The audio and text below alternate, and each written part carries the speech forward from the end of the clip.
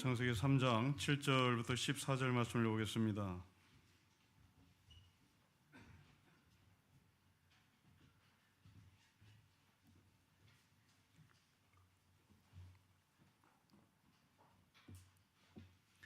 (7절부터) 14절의 말씀을 우리 한 절씩 기도하겠습니다. 이에 그들의 눈이 밝아져 자기들이 벗은 줄을 알고 무화과 나무 잎을 엮어 치마로 삼았더라.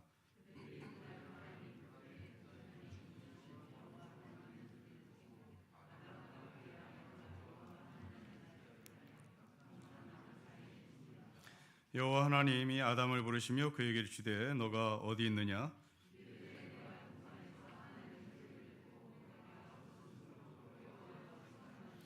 이르시되 누가 너의 벗었음을 너에게 알렸느냐? 내가 너에게 먹지 말라 명한 그 나무 열매를 너가 먹었느냐?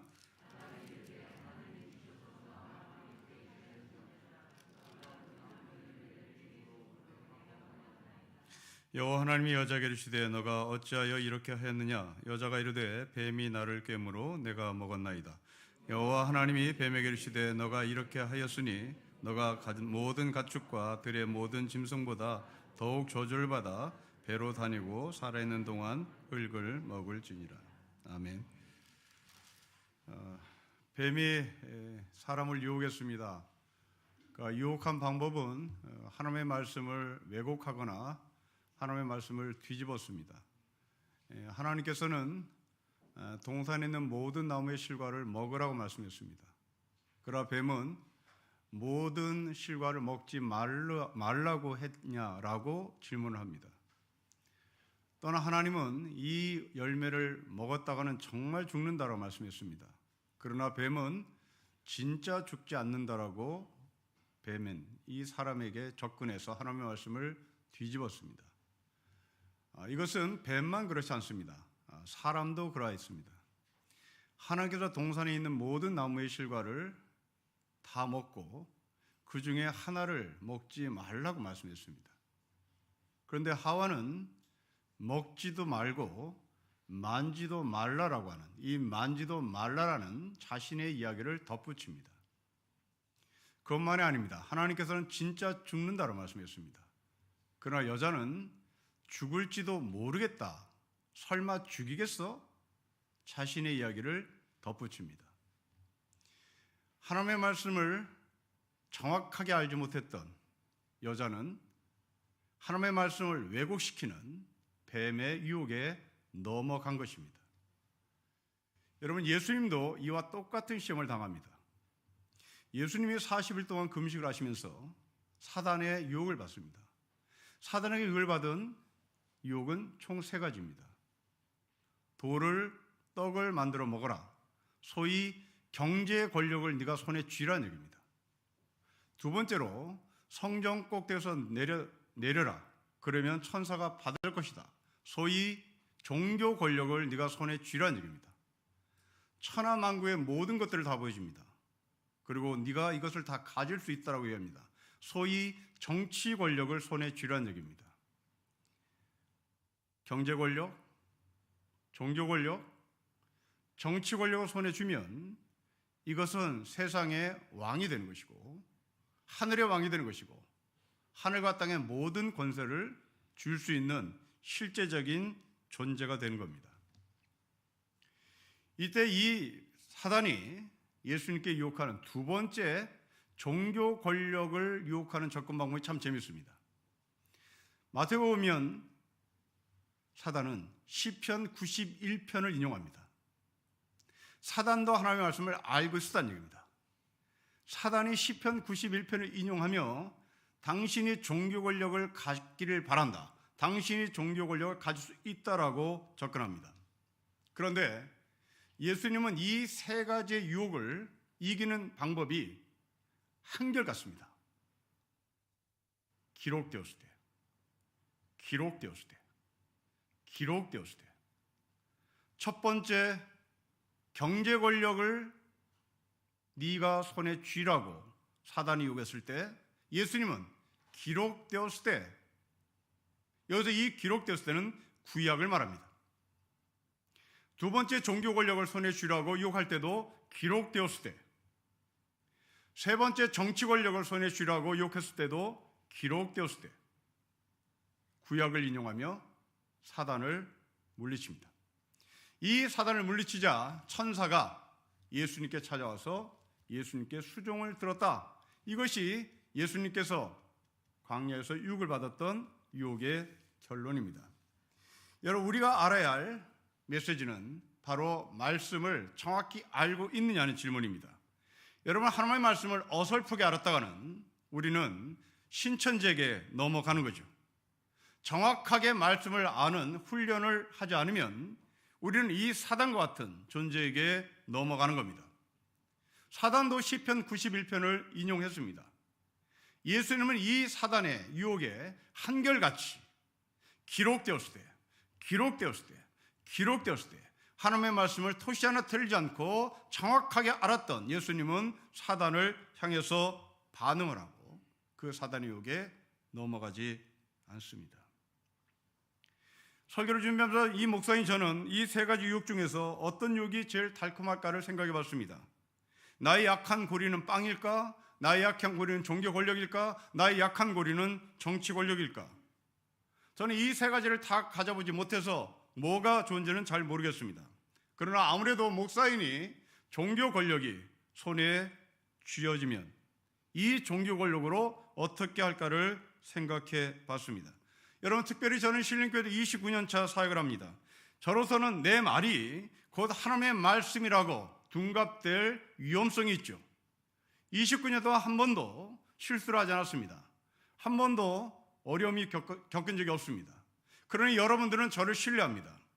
이 여러분들이 저를 신뢰하는 틈을 타서 저는 여러분들에게 나의 생각이 하나님의 말씀이라고 뒤집어서 여러분들에게 강요할 수 있습니다.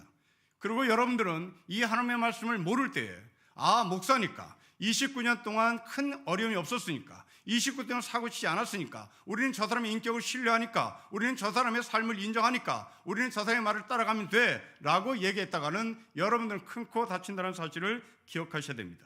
우리는 이 지점에서 긴장해야 되겠습니다. 서로 친할 때 긴장해야 되겠습니다. 서로 남무를 때 긴장하는 것은 전혀 무리가 없습니다. 그러나 가장 위험한 것은 서로 친할 때 긴장하지 않으면 우리는 사단의 말이 하나님의 말씀으로 둔갑되고 나의 욕망이 하나님의 말씀으로 둔갑이 돼서 나의 욕망을 채취하여 이 자리에 저는 매주 설교를 해서 여러분들을 가스라이팅을 시켜 나의 욕망과 나의 욕심을 채울 수 있다는 위험성이 있음을 기억하시면 되겠습니다. 우리 교회 교육자들이 성경을 제대로 알고 설교를 하고 있는지 여러분들은 예의주시를 해야 되겠습니다. 물론 수치가 틀리거나 이름을 잘못 인용한 것은 전혀 문제가 되지 않습니다. 가장 위험한 것은 하나님의 말씀을 해석할 때 슬그머니 자기 이야기, 자기 욕망, 자기 욕심, 자기의 목표를 삽입시켜 이것이 하나님의 말씀인 것처럼 사람들에게 설교를 하는 것이 무섭다는 말입니다. 하와는 하나님의 말씀을 왜곡합니다. 하나님은 진짜 죽는다고 말씀했습니다. 그런데 하와는 죽이겠어? 정말 죽일까?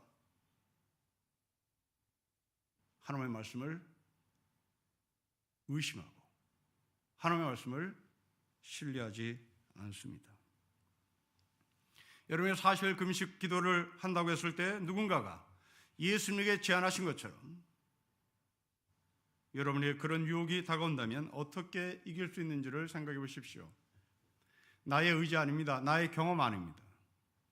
나의 실력 아닙니다. 말씀입니다.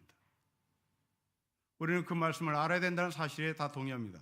그러나 정확히 하십시오. 성경을 암송하는 것이 정확히 하는 것이 아닙니다. 그 말씀이 그 본문에서 어떤 맥락을 갖고 있는지를 봐야 되는 겁니다. 그러나 우리나라 교인들은 성경의 맥락을 아는 것이 아니라 암송을 하면 그것으로 끝나는 줄 압니다. 그 암송이 여러분들에게 독이 될 수 있다는 사실을 기억하셔야 합니다. 말씀의 맥락을 아십시오. 그 말씀이 기록된 당시의 배경을 아셔야 되는 겁니다. 모두 다 그 배경 속에 나오는 하나님의 메시지를 우리는 해석할 수 있어야 되는 겁니다. 아담과 하와는 어설프게 하나님의 말씀을 알았습니다. 자신의 생각을 덧붙이기도 했습니다. 결국 이들은 쓰러졌습니다. 여러분 어떻게 쓰러진지를 보겠습니다. 7절을 보십시오. 우리 7절을 같이 읽겠습니다. 시작. 이에 그들의 눈이 밝아져 자기들이 벗은 줄을 알고 무화과 나무 잎을 엮고 치마로 삼았습니다. 여러분 좀 이상합니다. 여러분 7절이 뭐가 이상한지를 다시 보십시오. 제가 천천히 읽어보겠습니다. 이에 그들의 눈이 밝아져 자기들이 벗은 줄을 알고 무화과 나무 잎을 엮고 치마로 삼았습니다. 여러분 어디가 이상합니까? 여러분들이 이상한 것을 짚어야 되는 겁니다. 여러분 눈이 밝아졌으면 하나님이 보여야 되는 거예요. 눈이 밝아졌으면 하나님이 보는 것이 마땅한 겁니다. 그런데 왜 이 아담과 하와는 눈이 밝아졌는데 하나님이 보이질 않고 자신을 보나요? 도대체 이게 무슨 말입니까? 여러분들이 예수를 믿는 목적이 무엇입니까? 눈이 밝아지는 거예요. 눈이 밝아져야 하나님이 보이는 겁니다. 우리는 하나님을 보고 싶은 거예요. 하나님을 보려면 눈 떠야 되는 겁니다. 눈이 밝아야 되는 겁니다. 그렇다면 아담과 하와는 왜 하나님을 봐야 됨에도 불구하고 하나님을 못 볼까요? 자신을 봅니다. 그리고 무화과 나무로 옷을 해 입습니다. 나무 밑에 숨습니다. 그리고 서로가 서로 내가 잘못이 없다고 책임을 전가합니다. 여러분 왜 그럴까요? 방금 전에 여러분들에게 맥락을 그리고 배경을 알아야 된다고 말씀을 드렸습니다. 여러분 이 이야기를 읽었던 제 1차 독자는 한국 사람 아니죠. 이것은 2000년 후에 이 땅에 살고 있는 우리가 아닙니다. 이미 고대 시대의 이야기입니다. 바벨론 포로로 살던 히브리 노예들이 1차 독자란 얘기입니다. 이 히브리 노예들은 바벨론에서 70년의 포로의 삶을 살면서 소위 바벨론 교육을 받는 거죠. 그 바벨론 교육 가운데 윤리 과목도 있었을 것입니다. 그 윤리는 바벨론의 윤리죠. 바벨론 윤리는 바벨론의 도덕이고 바벨론이 갖고 있는 선과 악을 배웠습니다. 이 당시 히브리 노예들이 바벨론을 가리키는 윤리, 바벨론을 가리키는 선과 악을 배울 때 억지로 끌려간 사람도 있을 것입니다.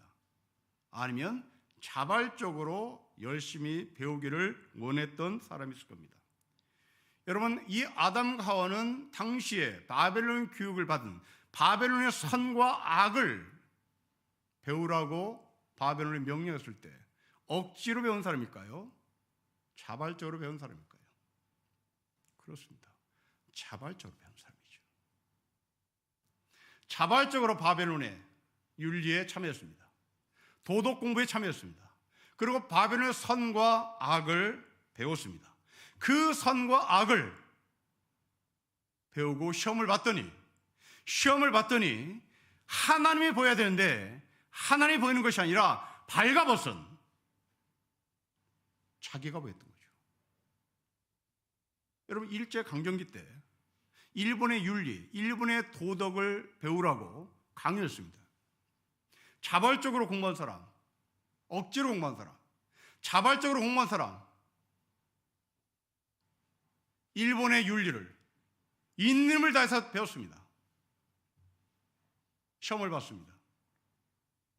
시험을 보니 자기가 완전히 발가벗겼지. 조선의 역사의 관점에서 자신이 얼마나 부끄러운 짓을 했는지 이게 적나라하게 보였던 것이죠. 아담과 하와는 그렇게 바벨론의 교육에 앞장선 사람이고 그 바벨론 교육에 앞장서서 열심히 공부를 해보니 자기가 아무리 바벨론에서 공부를 해봐야 발가벗은 존재고 바벨론에서 출 수 없는 것이고 바벨론에서 주류에 들어갈 수 없다는 사실을 이들은 알았던 거죠. 여러분 거창에 가면 유명한 거창고등학교 있습니다. 거기에 전성이라는 교장 선생님이 쓴 글에 의하면 일제강점기 때 사범학교, 지금으로 하면 초등학교 선생님을 만들어내는 그 사범학교에 입학하는 조선의 학생들, 이 학생들이 어떤 학생인지를 소개합니다. 여러분 사범학교는 옛날에 국민학교 교사를 배출하는 학교인데요. 이 학교에 합격을 하면 수업료가 면제고 그리고 일정량의 생활비까지 받는 아주 좋은 학교였습니다. 당연히 가난한 학생들이 가고 싶어하는 학교 중에 하나였죠. 선발 기준이 있을 겁니다. 그 선발 기준은 공부 잘하는 사람? 네, 물론 공부 잘하는 사람입니다.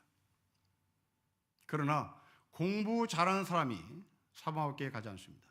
거기에는 끔찍한 선발 기준이 하나가 있습니다. 학교장이 사범학교에 지원하는 학생을 추천할 때 교장이 추천하게 되어 있습니다. 이 교장의 추천서에 내신에 이 학생은 일본에 가장 가까이 가는 학생이고 이 학생이 초등학교 교사, 국민학교 교사가 되면 철저하게 일본 교육을 시킬 수 있는 자질을 가진 학생이다. 이걸 내신서에 씁니다. 그리고 어떤 누구도 보여주지 않습니다. 본인도 못 봅니다. 오직 교장만이 내신에 그 추천서 써서 밀봉합니다. 그리고 보냅니다. 일본의 윤리, 일본의 정신을 정확하게 가르쳐 쓴 사람입니다. 그리고 공부를 시켜 국민학교 교사로 발령을 냅니다. 우리나라 대통령이었던 박정희 대통령이 바로 대구 사범학교 출신입니다. 여러분, 바벨론 포로로 살았던 히브리 노예 중에 이렇게 일제강점기 때 이 아이는 뼛속까지 친일할 수 있는 아이입니다. 뼛속까지 일본의 정신을 가지고 국민학교 아이들에게 일본을 정확히 가르치는 아이입니다. 라고 말했던 것처럼 바벨론의 선과 악을 정확히 배워서 히브리 노예들에게 친바벨론을 만들어낼 수 있습니다.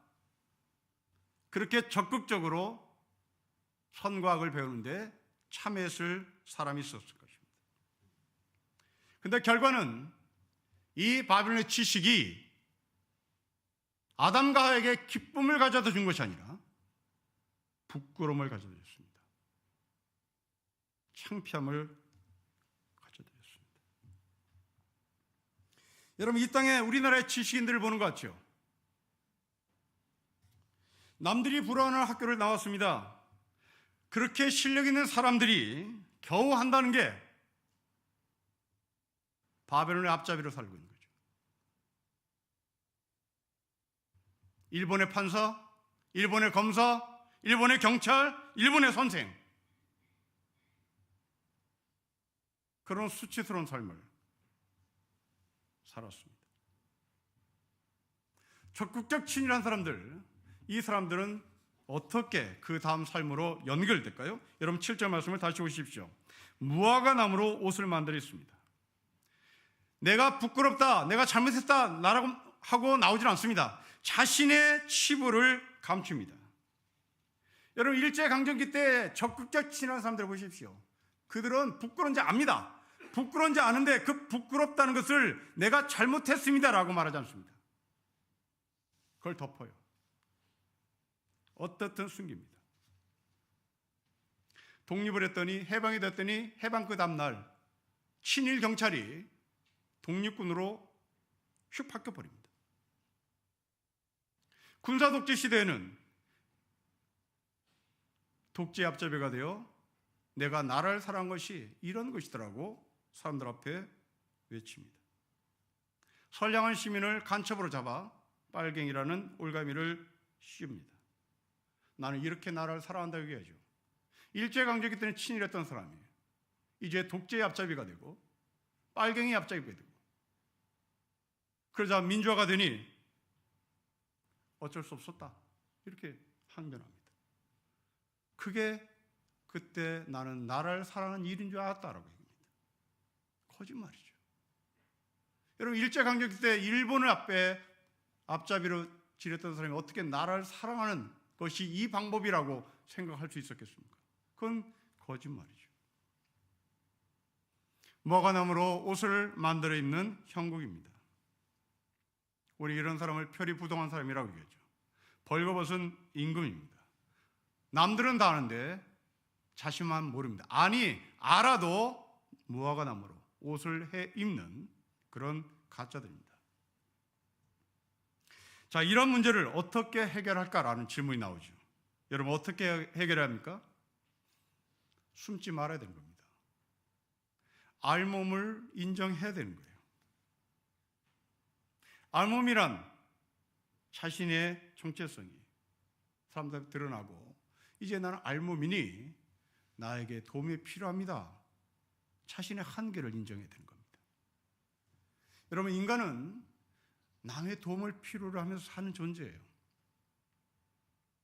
발가벗었으면 그 발가벗은 것을 덮을 수 있는 도움이 필요한 것입니다.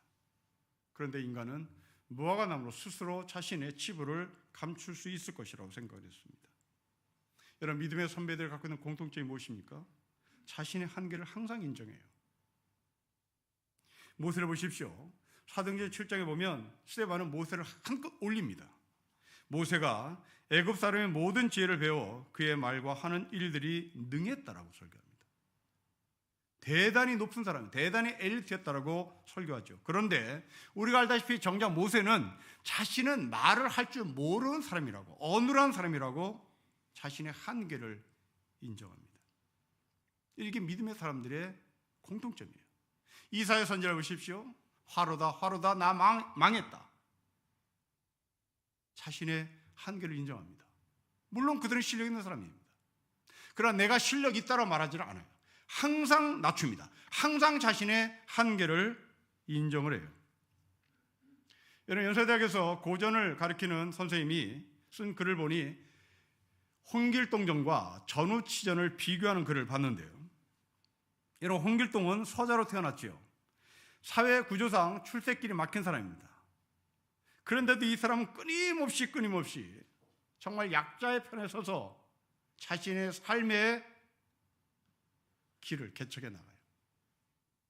자신이 서자인 것을 인정하고, 그 서자인 것을 인정함에도 불구하고 서자로서 내가 어떻게 인생을 살아야 될지 그 이상을 놓치지 않고 삽니다. 결국 이 홍길동은 율도국의 왕이 됩니다. 반면에 이 홍길동과 비슷한 삶을 살았던 전우치라고 하는 사람입니다. 이 전우치는 양반가의 아들로 태어나죠. 아버지가 일찍 죽습니다. 전우치는 아버지의 친구로부터 공부를 배웁니다. 그 선생님은 헌신을 다합니다. 이 전우치는 장원급제를 하죠. 그런데 이 전우치는 자신을 위해서 자신의 장원급제와 자신의 능력과 자신의 젊음을 다 허랑방탕했습니다. 나라를 위해서 헌신을 하지 않아요. 결국 자신의 능력은 자신의 삶을 위해서만, 그리고 허랑방탕한 삶을 살다가 끝이 났다. 이것이 그 고전학자의 전우치와 홍길동전의 비교입니다. 성도 여러분, 여러분들은 홍길동입니까? 아니면 여러분들은 전우치입니까? 여러분들은 모세 같은 사람입니까? 아니면 하늘 높은 줄 모르고 바벨탑을 쌓던 교만한 인간입니까? 벌거벗은 아담과 하와는 하나님 앞으로 나갔어야 되는 겁니다. 자신의 한계를 인정하고 하나님 앞에 나가서 용서를 구해야 됐습니다. 그런데 아담과 하와는 숨었습니다. 여러분, 8절 보십시다. 우리 같이 읽겠습니다. 시작. 그들이 그날 바람에 불 때 동산에 거니신 여호와 하나님의 소리를 듣고 아담과 그의 아내 여호와 하나님의 낯을 피하여 동산 나무 사이에 숨었습니다. 부끄러움이 있었다는 얘기죠. 이 부끄러움을 들고 하나님 앞에 나와야 되는데 오히려 그 부끄러움을 들고 하나님 앞에 나가기보다는 숨었습니다. 그런데 그 다음 단계는 더 웃깁니다. 여러분, 가인과 아벨의 사건을 보십시오. 가인은 숨지 않습니다. 가인은 오히려 하나님 앞에 떳떳하게 내가 동생을 지키는 자냐고 항변을 합니다. 적어도 아담과 하와는 부끄러움은 알았습니다. 이 부끄러움을 해결할 방법을 잘못 찾았습니다. 그 방법은 하나님 앞에 나와서 하는 겁니다. 숨었습니다. 가인은 부끄러움조차도 몰랐습니다. 성도 여러분, 여러분들 부끄러움 아는 사람입니까? 가인처럼 부끄러움도 모르는 사람입니까? 이 부끄러움을 알았다면 이 부끄러움을 어떻게 해결하시겠습니까? 여러분, 우리도 하나님의 말씀을 거역할 수 있습니다. 그래서 우리는 부끄러움이 남죠. 목사들이 성도들에게 폭행을 하고도 부끄러움이 없다면 그 사람은 아담과 하와를 뛰어넘어서 가인의 자리까지 가버린 겁니다. 자식에게 목사직을 세습하고 교회직을 물려주는 사람은 부끄러워해야 되는 겁니다. 그런데 부끄러움이 없이 내가 세운 교회인데 누가 뭐라 그래? 이건 가인입니다. 그걸 어떻게 자기가 세웠습니까? 그렇다면 은혜라는 설교는 어디 가서 해야 된단 말입니까? 하나님이 나에게 은혜를 베풀었지 하나님이 내 아들에게 은혜를 베푸는 건 아니잖아요. 내 아들도 하나님의 은혜를 받아 나와 같은 교회를 만들면 되는 거잖아요. 그런데 하나님의 은혜가 내 아들에게 임할 것 같지 않으니까 내가 받은 은혜를 내 자식에게 나를 통하여 전달하고 싶은 거 아니겠습니까? 이게 세습의 과정 아니겠습니까? 그럼 부끄러워해야 되는 거죠. 내가 만든 교회인데 뭐가 부끄럽냐고 말하는 이것은 아담과 하와를 뛰어넘어 가인일 수밖에 없는 겁니다. 여러분, 윤동주는 밤이면 밤마다 나의 거울을 손바닥으로 발바닥으로 닦으면서 부끄러워했다고 얘기합니다. 여러분, 윤동주가 왜 부끄럽습니까? 윤동주는 한 번도 문익환처럼 독립운동처럼 한 걸 해본 적이 없습니다. 이게 부끄러웠던 거예요. 여러분, 윤동주는 일본의 유학 가기 위해서 어쩔 수 없이 창씨개명을 합니다. 이 창씨개명 한 것에 너무 부끄러웠던 거예요. 이게 윤동주의 삶이에요. 내 친구는 나라를 위하여 독립운동하는데 나는 공부하고 싶어서 일본에 유학을 오며 창씨개명 했다는 사실이 너무나 부끄러워 밤마다 내 손과 발바닥으로 거울을 닦으며 자기를 쳐다봤다고 합니다. 여러분, 이게 부끄러운 겁니다. 창씨개명 하나 했다고 남들처럼 독립운동을 하지 못해서. 성도 여러분, 일제강점기에 우리 아버지 우리 어머니 다 창씨개명 했는데 저희 아버지 저희 어머니가 창씨개명 한 것 때문에 괴로운 적 저는 본 적이 없습니다.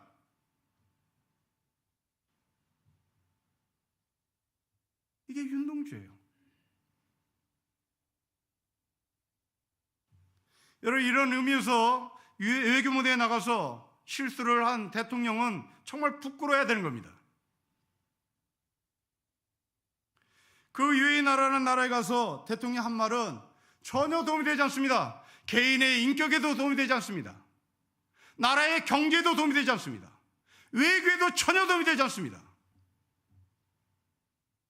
부끄러워야 되는 겁니다. 자신의 말 실수 하나가 자신의 인격도 까먹고 우리나라에 이제 무역에도 심각한 문제가 할 거고 이런 대통령의 이야기를 들으며 우리를 넘보려고 하는 강대국이 야 저거 간단히 해먹겠다, 간단히 해칠 수 있겠다, 이런 시그널을 준다는 것은 심각한 문제 아니겠습니까? 부끄러워야 되는 겁니다.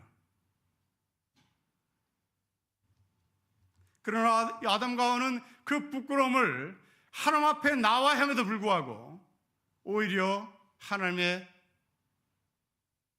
앞으로 나오는 것이 아니라 숨어버리고 말았습니다.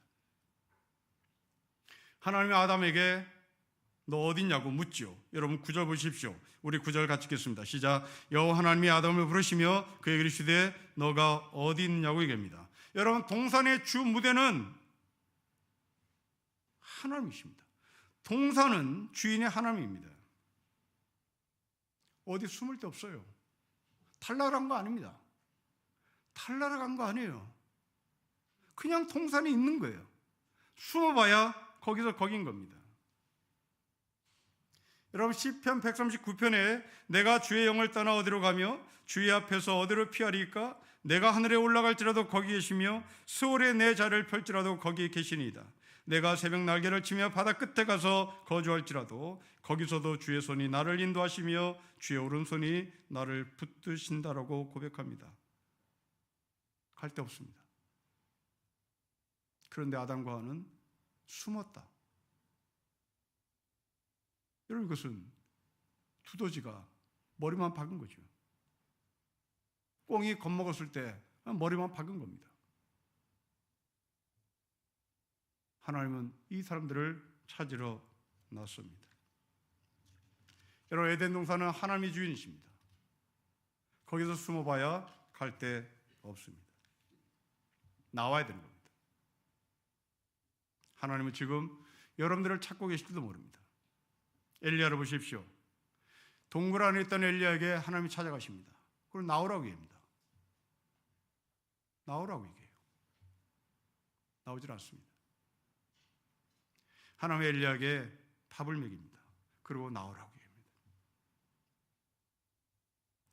여러분들이 인생에 답을 찾지 못한 이유는 숨어 있기 때문일지도 모릅니다.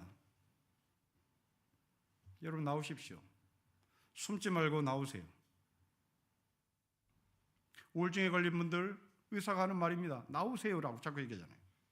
당신의 동굴 속에 갇히면 죽습니다. 정신질환을 갖고 있는 분들에게 의사는 한결같이 얘기합니다. 나오세요, 나오세요. 나오지 않으면 죽습니다. 이게 의사들이 늘 반복하는 이야기입니다. 여러분 나오십시오. 나와서 하나님과 눈을 마주쳐야 되는 겁니다. 거기에 답이 있습니다. 물론 동굴은 나를 보여주는 것은 맞습니다. 그러나 동굴은 여러분들을 보여주는 것은 분명히 맞는데 여러분들을 앞으로 나갈 수 있도록 길을 열어주는 것은 못 됩니다. 하나님은 우리에게 동굴이시도 합니다. 우리를 보호하시기 때문에 그렇습니다. 그러나 하나님은 동굴로만 존재하지 않습니다. 하나님은 우리를 보호하시면서 움직이시는 하나님은 우리를 하나님의 뜻으로 인도해 나가십니다.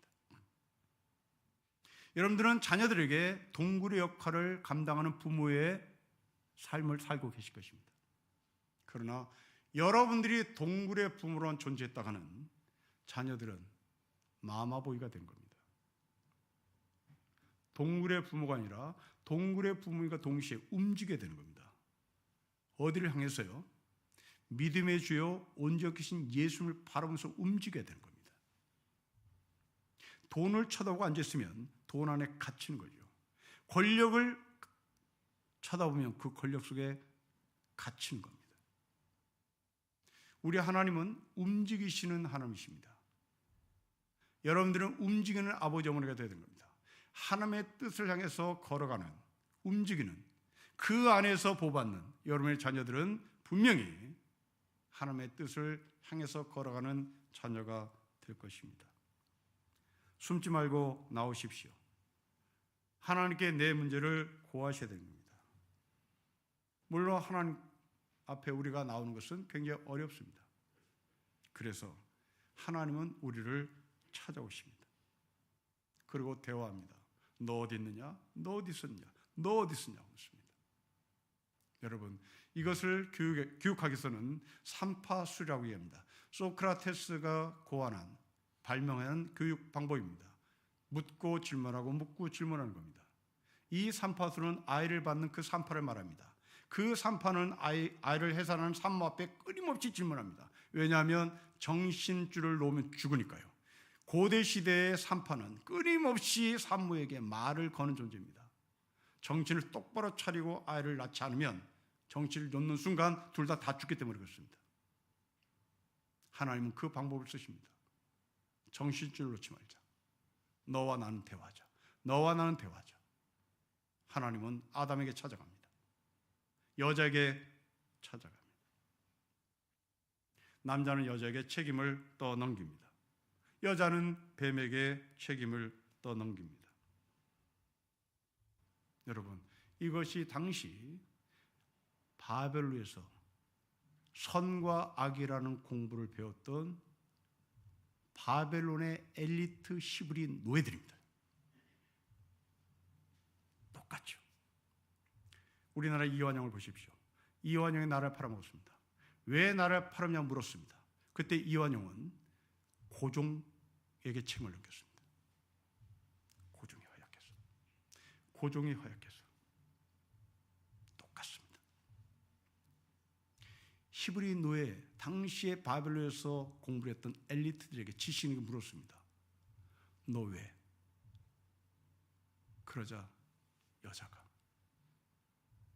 뱀이 나는 잘못 없어.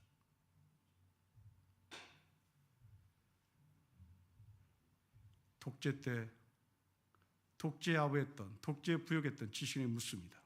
왜? 책임을 떠넘깁니다. 바벨론의 포로에 잡혀갔던 사람들은 당시 이스라엘의 지식인들이었습니다.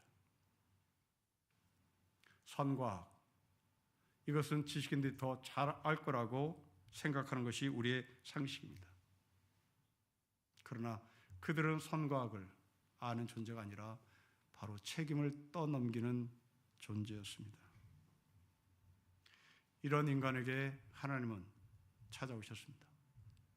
죄가 없으신 하나님께서 찾아오셔서 아담과 하와를 위하여 소위 가죽옷을 입혀주시며 그 책임을 다시 덮습니다. 하나님은 아들 예수 그리스도를 이 땅에 보내셔서 우리가 책임 전가 그 잘못을 예수님은 십자가에 책임을 지면서 죽으셨습니다. 여러분, 예수 그리스도의 마음을 갖는다는 것은 자신의 삶에 책임을 지는 겁니다. 예수 그리스도의 마음을 갖는다는 것은 부모가 자식에게 책임을 지는 겁니다.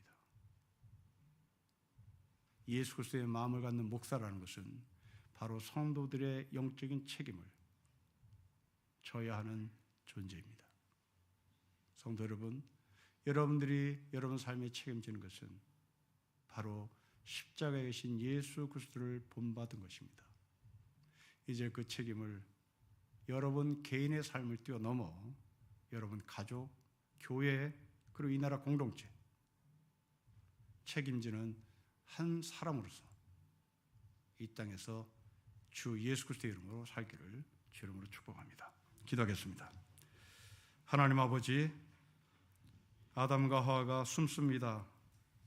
나와야 됨에도 불구하고 숨습니다. 그리고 찾아내니 또 책임을 전가합니다. 우리의 삶을 그대로 보여줍니다.